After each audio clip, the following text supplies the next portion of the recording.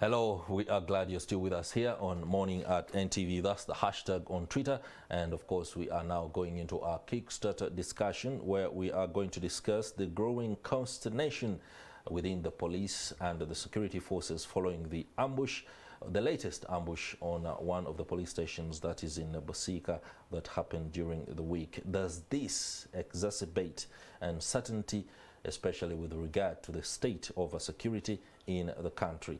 A joint security team in Luwero district launched a manhunt for assailants who raided the police station 33 kilometers outside of the capital Kampala and shot 2 policemen dead 2 days ago. In July this year, unknown assailants stabbed 2 policemen at a roadblock in Kiwumpa village near Luwero town council, leaving 1 dead before the recovery of the guns despite the arrest of scores of suspects and continuing investigations. The recent actions of horror have raised agitation among citizens and security, but what does this mean for the country and the peace situation? I'm joined by the Deputy Resident District Commissioner for Mukono, Mr. Henry Kitambula, to help us understand what is going on, but most importantly share insight and perspective. We also expect to be joined by Daspan Oke. He's under the President's office in the docket of special duties, as well as the MP for Jinja South, Timothy Butua, Honorable, later in the show. But before they do join us, allow me welcome Mr. Henry Kitambula, and we get underway with this discussion. A very good morning, sir. Good morning, my brother and the viewers. I'm happy to be here and talking about a very serious matter because security touches at the heart of many. Actually, it is the foundation. Without security, everything we do will not succeed. So I'm very happy that you're hosting me. And I want first of all to correct the impression many Ugandans have. Some people think the security situation of the country is worrying, which is not true. If you have been following Uganda very well, even if you're under or below 18, you realize that by 1986, we had actually almost every part of the country was insecure. Then when the NRM came in, of course, even from the very start, we had very many rebel groups coming up. If you remember Lakwena, then Lord's Resistance Army, mentioned from you, who is from Mukono. In the 90s, we had somebody called Itongwa, and Itongwa really gave us a very hard time because he could target police stations, would attack police stations, rob guns, and kill our officers. Okay. So when you look at the way things have been moving, to me, I think we have tried to neutralize some of these groups. I was reading a report. Just a moment. There is, of course, you spoke about what you claim is a misrepresentation of the security situation, especially within the public. No doubt about that. We shall discuss that a little bit later. But allow me a focus right now on the spate of attacks and the frequency within which they happen. It is something that is, of course, natural and will cause worry when it happens. It's not a case of either 100 attacks happened 20 years ago and now, right now we have 3. There are still attacks and a threat to security. Why are police stations increasingly becoming a target for wayward assailants? I don't want to call them an organized group because, again, that will be opening up a whole new discussion. These wayward assailants. Of course, we are still investigating why they are targeting the police stations. What we are very sure of is that the intention is to get the guns.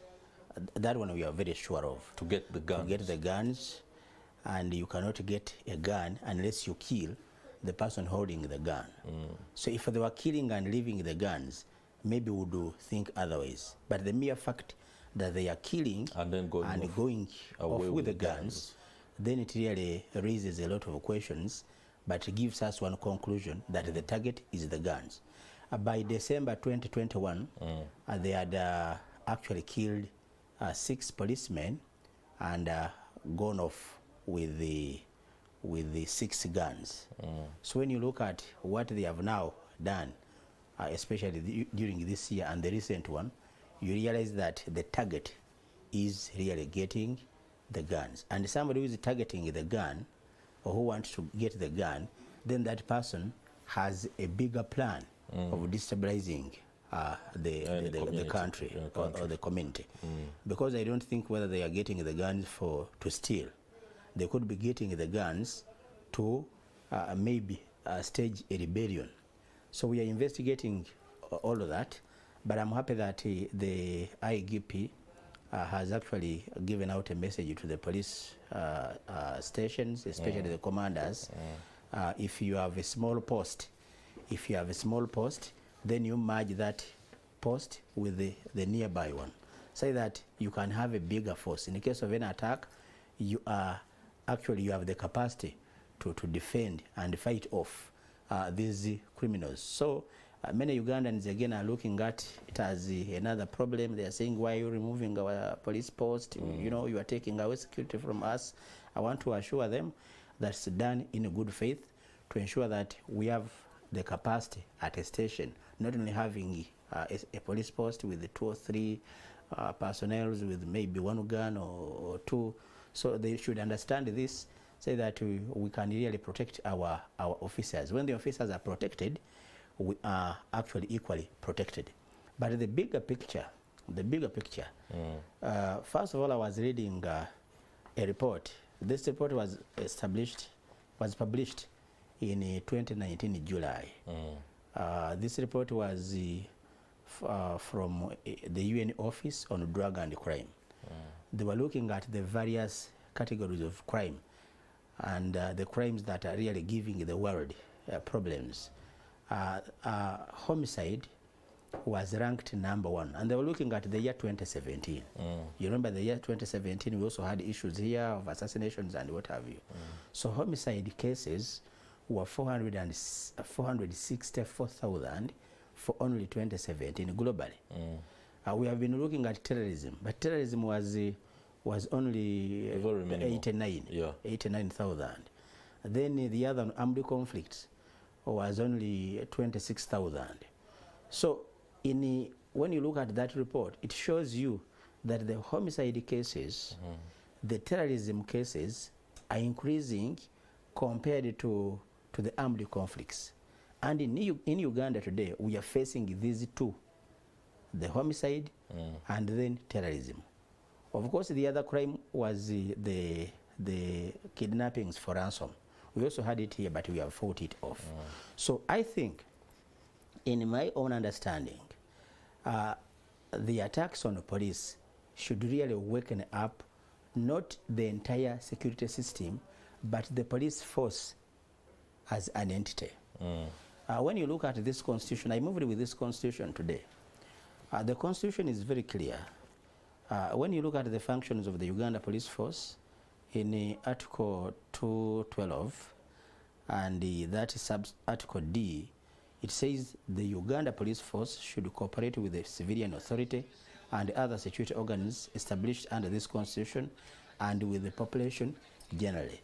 I think the cooperation between the Uganda Police Force and the civilian authority, I'm looking up at the local councils, local council 1, local council 2, local council 3, then of course, and the other, the population generally. I think that cooperation is somehow, somewhere lacking because of the individual and selfish, actually it means the selfish interests of some police commanders. I'm from Mukono. I don't want to say my people in Mukono are bad. They are doing good work. But at times I challenge them. If you are really doing good work, why don't you from time to time be in the community? Why should the person come to my office and complain that maybe his person has been arrested and the person wants a bond on a minor charge, but one officer is saying no because of the interest? I think if we are to, because what I want to, the point I want to bring in, The cooperation will enable the wananchi, the citizens, to give us information, actually to fulfill their constitutional duty as enshrined, just a moment, as enshrined in Article 17 of this constitution.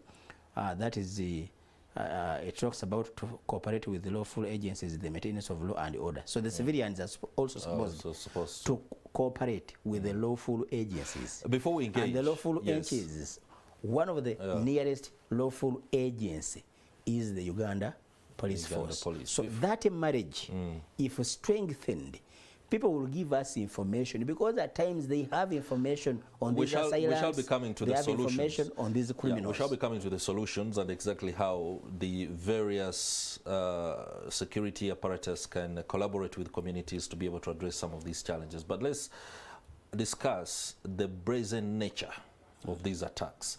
When assailants sit and plan to attack a police station, this is more like looking at an armory. This is a tactic that the National Resistance Movement used way back in 1981 to be able to acquire guns. When this plays out, like you said before, it could be be understood to be a build-up to a rebellion. Is something that I don't want to even consider, given the fact that the security apparatuses should be on top of that. But the lapses you talk about within the police force, the inability by the Uganda police itself to be able to do this critical role of ensuring security. Are you suggesting that the lapses are so entrenched that some of these attacks are attacks that can actually be prevented? No, I'm not suggesting so, but what are you saying? My major concern, and by the way, we should not leave the work to only the police force. What makes security of the country is entirely the wananchi. Because when you look at the police force, I want to give an example of my sub-county where I'm born, Chimenyi, the sub-county. So Chimenyi sub-county has very many parishes, very many villages, but we only have a small police post. Now, a police post having 4 people cannot really man the entire security of the parish, of the sub-county called Chimenyi, unless the wananchi, the local people, and their leaders work hand in hand with police. That is my major point. And that's why I said there is that gap. And I think if we can bridge that gap, we can really reduce very many crimes. I was in Namayingo as a deputy RDC, and I'm glad whenever I'm transferred as a deputy RDC.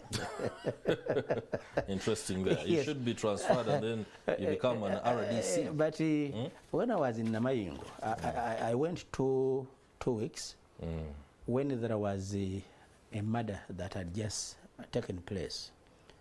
They murdered somebody called Ingolove and took his Ipsam vehicle. So police had arrested some people, suspects. But when I went, I sat somewhere. And a teacher came, an old teacher came. Said, I've been hearing about you in Machindi. I have some information, but I cannot share this information with any other person save yourself, because at least I've been hearing about you. So the man told me, have you heard of a case where our own called Ingolobe was murdered and his vehicle taken? I said, yes, I've heard about it, but I don't have any clue because I'm new. I'm just getting briefs. He said, sir, let me give you the brief you want. I brought out my diary, and the man started narrating how the plan was done, how everything happened, and he said, but don't disclose me. And underline that word, don't disclose me. I mean, that statement. So I told him, no, you said you know me, I can't disclose. So the man gave me everything. I called the regional police commander, I called the DISO, I called the regional, the RISO, then I called the DPC and the CIDs. I said, now we sit. You have been handling this matter. I've got this information. can you really try to work along this information? Yes, line, take the lead. I'm telling you, the information that was given to me by that teacher led us to the arrest of the real people. We even recovered the vehicle. They even gave us how they planned each and everything. Even the house where this man was murdered, because they told him they had a sick person, so they were hiring him to go and transport the sick to the hospital. Okay. So in the process, they told him to go into the house and try to assist them carry the sick person. Allow me interject right there. Yes, but of course, what is important? It's a very important story, one that of course focuses on the fact that community has the power to be able to ensure that this information comes forth. But this is a one-off. You know, you cannot expect, for example, many people within a community to be privy to such information or themselves as, even if they are part of the gangs that do the work, or have an idea, because somebody could be a son, a brother, or even a wife of the criminal, and they have this information. They won't come out as openly as that. Isn't it a bit... No, you know, experience has done me well. You can't depend on people like that. Experience has done me well. Just in Mukono, we arrested some criminals from Kauga. One of their own... now, let me leave that. Interesting.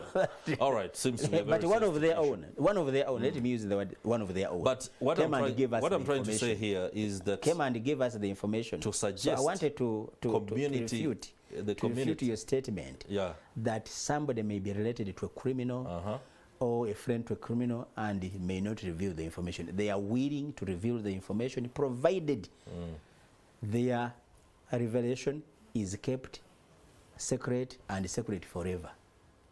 Interesting there. Is that how the police or the security forces are approaching some of these investigations, including the latest? Definitely not.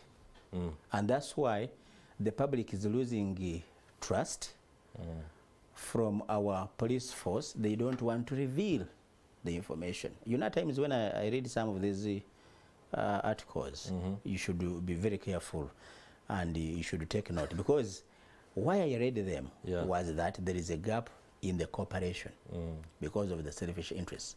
And you remember when the president was giving his 11-point, 11 security measure points during the time when we had those assassinations of our own brothers.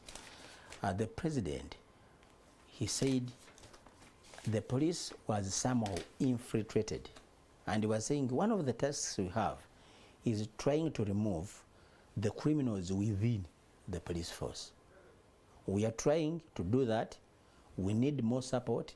And I think with the time, all the criminals within the police force will be dealt with. It's interesting, the level of lamentation that comes from either the president or the ministers when it comes to aspects that they are supposed to be on top of. When you say you need people to come forth a lot more or more readily than they do, it begins to appear like this is now in the hands of the people who, first and foremost, don't have the mandate to ensure security, don't have the resources to ensure security, and neither can they have the urge. They have the mandate. The government, the security forces should be on top of this game.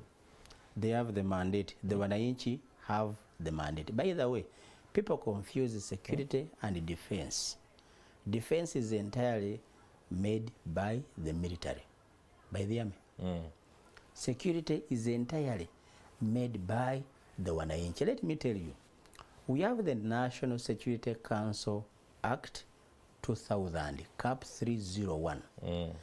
That National Security Council Act establishes the security infrastructure. And when you look at the security infrastructure, the infrastructure from the national level to the lower level or to the lowest level, we have majority civilians. Let me give you an example. The National Security Council itself, chaired by the president, the ministers are the ones who sit there. These other ones, the military and what have you, the IGP, those ones are ex-officials. The other ones are purely, whether you're a civilian whether you are lucky to be a military man or a policeman, provided you're a minister of defense, of internal affairs, you sit on that national council. Then when you go to the district, we have the district security committee, chaired by the other DC. Whether the other DC is a military man or woman or not, he is or she is the chairperson of the district security committee. And who are the members? Some of you look at the police, you look at the DISO, who is the secretary, you look at the district president commander, and those other people who are trained. But the chairman of C5 sits on that committee. The chairman of C5 is a civilian. The cow is a civilian, sits on that committee, right? When you go to the sub-county security committee, still established under the same act, we have the chairperson LC3, who is the chairperson of this committee. And who are those who sit there? Apart from the GISO, who is the secretary, we have the secretaries of defense. So all that infrastructure is depending on the individual in the community. Yes, and the civilians mostly. Interesting. Yes. So the sub-county security committee, led by the chairperson, who is a civilian, and having members who are also civilians, including the secretary for women in the sub-county, the secretary of defense for the sub-county, the secretaries of defense of the parishes in that sub-county, who are purely civilians, can sit and make resolutions on how to deal with insecurity within their areas, and actually task the OC in the sub-county, who is the enforcement officer, to enforce the resolution, to ask the DISO to work with the OC to enforce the resolutions of that committee. So the infrastructure is there, we only need to strengthen it. So when we talk about security, it is purely made by civilians. No, I don't agree. Why?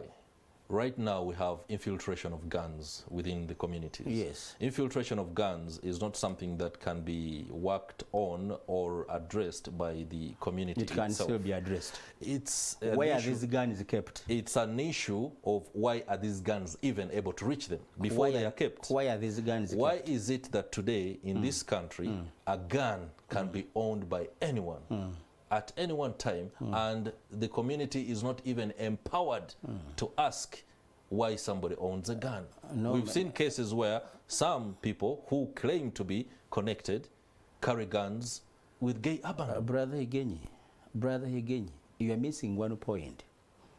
When you look at our neighbors, look at Kenya, we have a porous border.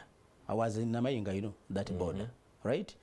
Look at those people who have been coming from Sudan, and all these borders of ours.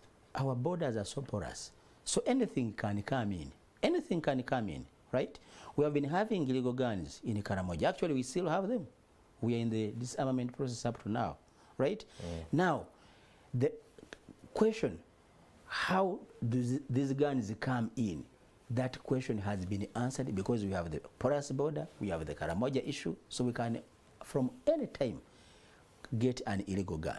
So, but if we have a vigilant community, for example, in Namayingo, if the community at Banda, where there is a landing site, or at Vumeru, where there is a landing site, if that community is very vigilant, you come and they suspect that you're having something. Maybe in your luggage they are seeing something like a gun. They can say, why is this person, what is this person carrying? Are you expecting they can definitely inform us. Are you expecting locals to scan with their bare eyes every single piece of luggage that is carried by an individual in the premise of being vigilant? It may not be every single. It cannot be. It may not be every. Where is the security here in ensuring that guns do not reach people or infiltrate the community? But let me ask you a question. Who is the security head at the village? We have DISOs, we have Are you serious? We have GISOs. Are you serious? You at know, the village? At the village level, the local council officials are also part of that particular. Yes. But actually, those they are not just a part. The chairperson LC1 and his or her committee constitute the security team, security committee. You want them to inspect houses of the village. You want them they to can inspect take houses? a record of their. They can take a record of their residents. they can take a record of their Are you residence. completely exonerating the government in terms of monitoring? And what is government? What no, is at the end of the day, brother? Because the local council one is the first government at the village. Let's avoid simplifying, overly looking at it. So I'm looking at government structures. Let's avoid looking at it in simplistic terms. We have an issue that is central to the security of the country. Yes. Guns are within the communities. People hold guns that are not supposed to be holding guns. Those that hold guns and have the mandate to hold guns are misusing guns, giving these guns to other people to use them. We see these incidents. Even the police itself, like you said, this is an issue that you should not be telling that the average Ugandan out there within a community is responsible for rectifying. No, but I've seen, we have recovered some guns, including those ones that have always been robbed by these violent criminals. And I've not seen a gun involved in maybe an attack, a gun involved in an assassination, a gun involved in robbery, and that gun is from the security, any security agents. First of all, the guns of the security agencies are marked. UPDF, the guns are marked. Uganda Police Force, the guns are marked. The private security organizations, their guns are marked. In Mukono recently, we had the gun violence where they were robbing people using guns. And we arrested 12 people, led by somebody called Chirumira. We realized that Chirumira was conniving with a certain security company officer to hire a gun. So he could hire a gun, he goes and rob people, then he returns the gun in the morning. But this Chirumira was a resident of a village where there is a chairperson, and the chairperson was telling me, you know, this man could even come with me and he says we do some bit of patrol. Then I told him, you are not vigilant because you don't know your people. This very man had a stage, a border stage, having 15 motorcycles, his own 15 motorcycles. But these motorcycles were in a stage in a village where there is a chairperson. So my brother, if you want to correct things and if you want to improve the security of this country, the first and the cardinal area where we need to focus on is the empowering of the Wananchi, reminding the local leaders of their duties. They should hold meetings regularly. They should take record of the residents they have. They should inspect some areas. If there is an area where, you know, there are these things called the ghetto. Somebody begins a ghetto, then he names it a very serious name, a name that is similar maybe to the one of South Africa where the criminals are. Then he says, this is Benghazi, this is what, you see? So if the local leadership can first of all deal with that crime, then I'm telling you, in the process, we can even discover these very, very criminal elements because they stay within our communities. I need you to speak to the security agencies directly and without fear or recrimination because you are Deputy Resident District Commissioner for Mukono. Before the communities can be empowered, the way you pray, they be empowered in terms of being able to do some of the things. What should the security do right now? The police should be professional. If somebody brings information, don't reveal the source of the information. That is the professional aspect of it I'm talking about. Number two, the police should strengthen the department of community liaison. And we should actually have serious community engagements under the umbrella, they normally call it community policing, because that one seems to be fading off. So there is a gap between the Wananchi I've talked about and the police, because the community liaison department is really weakening from time to time. So the IGP and your team, you should definitely do a lot to ensure that community liaison department is is strengthened. I want to see a situation at, for example, Mukono police station, where somebody, a wananchi, a local person can come and say, I may fail to give information to the DPC, I may fail to give information to the OC, but I trust the community liaison officer because he's always with us. I want to see that. If that is done, I'm telling you, police will have a lot of achievements in terms of fighting and subduing these criminals. Do you see any solutions lying in enforcement, strict enforcement of gun laws in the country? Definitely. You know, the president, when he was addressing and giving those 11 measures, one of the measures was the gun fingerprinting. The gun fingerprinting. I think once that is done, it will be very, very, very important. So they are doing it, but they should expedite the process so that we achieve that. All right. Then in number 2, he also suggested something to do with the surveillance. Surveillance. The trackers in vehicles and motorcycles. Of course, our MPs were against it. I also saw an NGO called the Unwanted Witness. I don't know why they call themselves Unwanted Witness. They're also against it. They're unwanted by the state.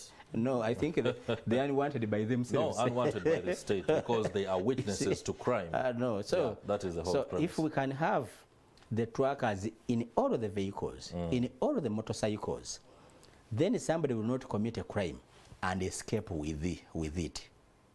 All right, we don't have time on our side. I also want to Can mention something on the CCTV camera. We thank the president for the initiative. By the way, we have discovered and fought a lot of crime using the CCTV camera. But I want to appeal to police for purposes of really working together with the community. When somebody's motorcycle is stolen and somebody wants really you to assist, he says it has taken this route and there are cameras. Don't again ask for 20,000 for this person, because that one, yes, I'm very serious on this. Yeah.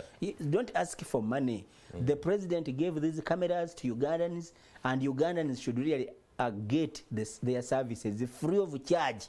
So the wananchi there, if you go to a police station where there is a camera system, and somebody asks you for 20,000 or 30,000 in order to provide a service for you, please let us know. Don't just get annoyed and blame government for not assisting you. We are here to assist you because the president wanted these cameras to really do the work. And we must ensure that the work is done. Yes. Mr. Henry Kitambula, the Deputy Resident District Commissioner for Mukono, many thanks for the insight and your 2 cents on the security situation there, and making it very emphatically on how the Uganda police force should be able to put its act together. We do apologize for the fact that we were unable to bring you Honorable Timothy Batoa, who was supposed to join us via Zoom from Jinja. We were also unable to have Dasman Okay on board, who is under the special duties docket in the office of the president. Those two were intended to bolster this particular debate and offer us insight that would have given us a way forward in terms of understanding what is going on within the country following the spate of attacks on police stations. That will do it for the Kickstarter discussion, but my colleague Omufefesi Wechibuga Stephen Mbide is standing by to discuss issues of crime within society, and he is in Namasuba. We shall be going for a break, and when we return, he will bring us up to speed with that. Do stay with us.